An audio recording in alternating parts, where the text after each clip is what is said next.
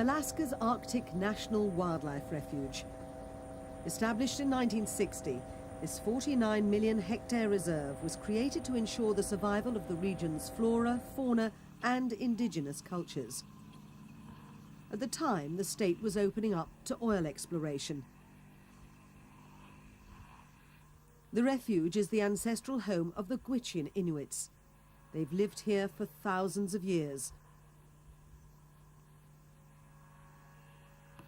There are 7,000 of them in 15 villages, and they still hunt and fish as their ancestors did, but with a few more modern conveniences.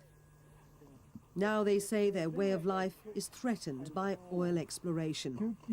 Gideon James and Edward Sam are elders in Arctic Village, 176 kilometres above the Arctic Circle. They're involved in a growing Gwich'in campaign to stop a controversial bill supported by President Bush that would allow drilling for oil inside the refuge.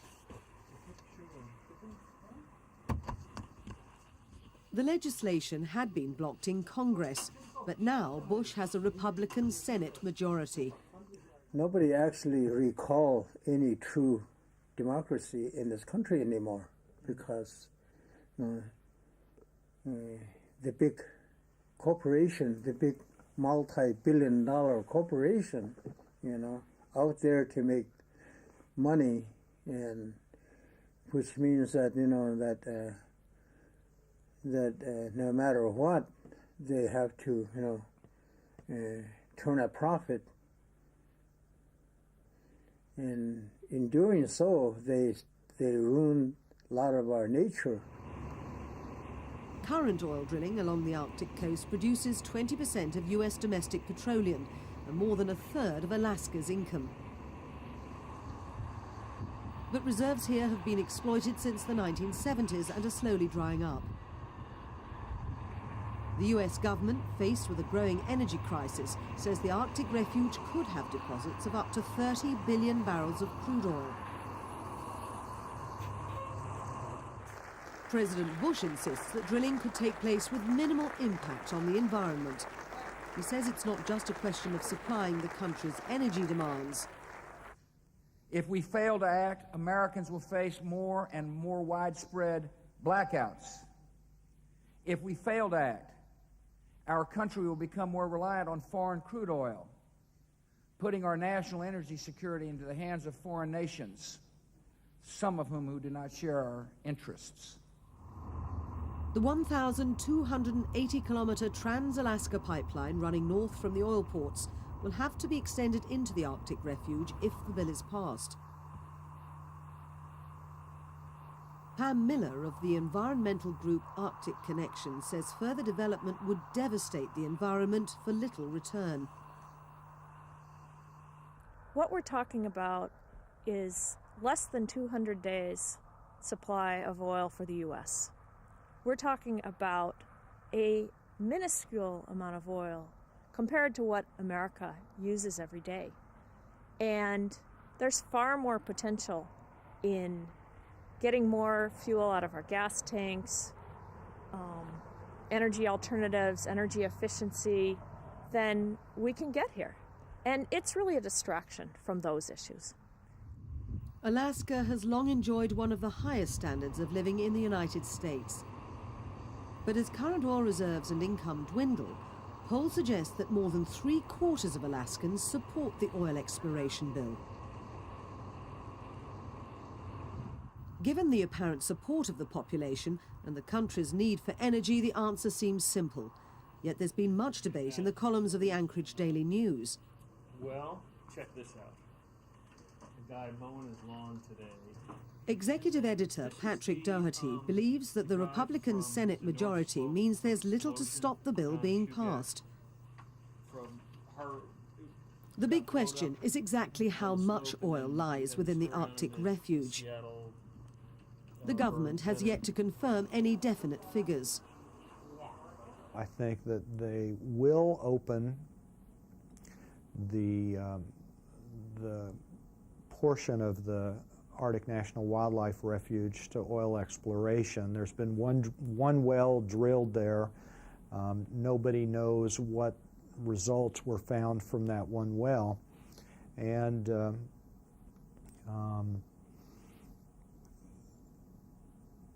you know, there's a lot of speculation about the high likelihood of huge amounts of oil there, but no one will really know until drilling actually happens. In springtime, the Arctic Refuge is the breeding ground of a huge herd of caribou. The herd's at the center of Gwich'in culture in much the same way buffalo was to the Plains Indians hundreds of years ago. Elders say oil exploitation is already infecting the animal's flesh as chemicals seep into the water and soil of the region. Back in Arctic Village, a party is being held for an elder's 65th birthday, but the mood is somber. Gideon James says the Gwich'in are a spiritual people, and there's genuine fear here. Despite constant campaigning, they admit there's little they can do to stop the government. Oil companies are unwilling to discuss the issue on camera, so it's hard to know what impact, if any, the Gwich'in are having in the corridors of power. Tribal Chief Evon Peter's responsibilities include ensuring the smooth running of Arctic Village. He says there's growing concern amongst families. That view is echoed by neighbouring Gwich'in chiefs. The Gwich'in say their way of life would end if the caribou were driven away by the oil men. Evon Peter says this fact alone makes their struggle a fight for human rights that should be acknowledged by the authorities. Our way of going about trying to stand up for our people, our elders tell us, you have to go about trying to make change in a good way, which means not being violent, which means not being, negative or aggressive in that way, but just still standing up for what, we believe to be right and just for our people. So, ultimately, if the United States government and our military comes in here and says they're going to drill there, our people can't stop them. But it doesn't make that right or correct for them to be able to do that, even if their court says that it's okay or their Congress says it's okay. Every night, Gideon James feeds his dogs meat from caribou caught during the spring breeding season. That's the best time for the Gwich'in to secure enough meat to see them through the long winter. In this part of Alaska, winter temperatures regularly drop below -50 Celsius. There is little that Gideon can do now to influence politicians over oil exploration.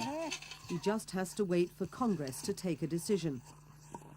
Some big oil companies said to heck with it, and we need more oil. We need to support our habit and stuff like that. And that's not. I don't think that's the way to go. There's some other places that we can get oil from. There's some other place that we can drill for, for oil. That's just it.